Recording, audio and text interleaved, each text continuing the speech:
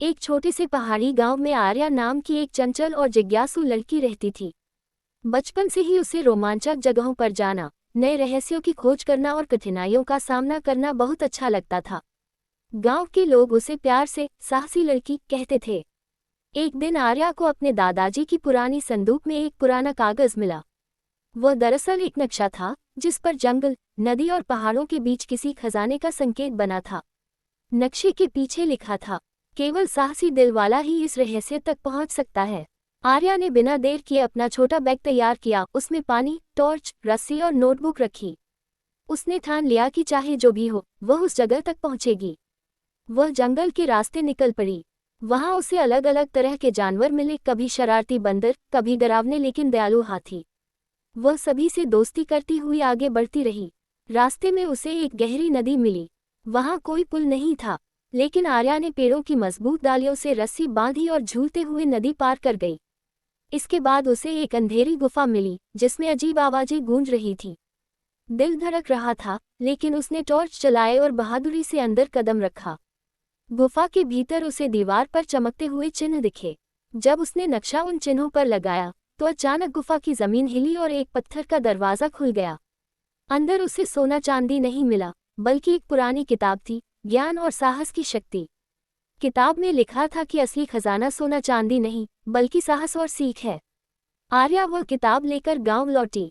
उसने सबको अपनी यात्रा सुनाई और समझाया कि असली रोमांच खजाने की खोज में नहीं, बल्कि चुनौतियों का सामना करने में है।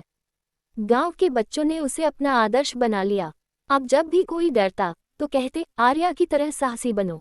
गांव में लौटने के कुछ दिन बाद आर्या ने उस किताब को ध्यान से पढ़ना शुरू किया। उसमें एक और रहस्य लिखा था, यदि तुम असली साहस को पाना चाहती हो तो रहस्यमय पर्वत तक जाओ। वहां छिपा है एक ऐसा सत्य जो पूरी जिंदगी बदल सकता है। आर्या का दिल फिर से जोश से भर उठा। उसने सोचा, अब की बार सफर और भी कठिन होगा, लेकिन मैं पीछे नहीं हटूंगी। इस बार आर्या के साथ गांव का उसका दोस्त विवान भी चल पड़ा। विवान बहुत समझदार और मजाकिया लड़का था। दोनों ने तय किया कि मिलकर हर चुनौती का सामना करेंगे। पर्वत तक पहुंचने के रास्ते में एक घना जंगल पड़ा। वहां चारों तरफ अंधेरा सा छाया रहता था। लोग कहते थे कि उस जंगल में कोई जादुई जीव रहता है। अचानक दोनों के सामने एक विशाल हिरण जैसी आकृति आई, जिसकी आंखें नीली चमक रही थीं। विवान डर गया, लेकिन आर्या ने शांत होकर कहा, हम शत्रु नहीं हैं, हम केवल रास्ता ढूंढ रहे हैं। हिरण ने उनकी बहादुरी देखकर मुस्कुराया और धीरे से बोला, जो बिना डर के सच्चाई से बात करता है, उसका रास्ता हमेशा खुला रहता है। और फिर उसने अपनी सींग से जमीन पर निशान बनाया। वही पर्वत तक जाने का गुप्त रास्ता था। रास्ता कठिन था, चढ़ाई बहुत ऊंची और खतरनाक थी। कभी पत्थर लुढ़कते, कभी हवा इतनी तेज चलती कि पैरों से जमीन खिसक जाती। लेकिन आर्या ने विवान का हाथ थामा और कहा, साहस का मतलब डर न होना नहीं, बल्कि डर के बावजूद आगे बढ़ना है। धीरे धीरे दोनों ऊपर पहुंचे और वहां एक विशाल गुफा मिली। गुफा के भीतर उन्हें एक वृद्ध साधु मिले। उनकी आंखें ज्ञान से भरी थीं। साधु ने मुस्कुराकर कहा, तुमने हर परीक्षा पार की है।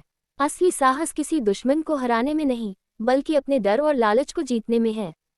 यही जीवन का सबसे बड़ा खजाना है। साधु ने उन्हें एक छोटी सी क्रिस्टल पत्थर भेंट किया, जो अंधेरे में चमकता था। ये पत्थर तुम्हें याद दिलाएगा कि सच्चा प्रकाश हमेशा तुम्हारे भीतर है। आर्या और विवान जब गांव लौटे तो सभी ने उनका स्वागत किया। अब बच्चे बूढ़े हर कोई उनसे सीख लेने आया। आर्या ने उस क्रिस्टल पत्थर को गांव के बीच रखा ताकि हर कोई देख सके कि साहस और सच्चाई से बढ़कर कोई ताकत नहीं। हिम्मत केवल मुश्किलों का सामना करने से नहीं आती, बल्कि सच्चाई और दोस्ती के साथ डर पर जीत हासिल करने से आती है।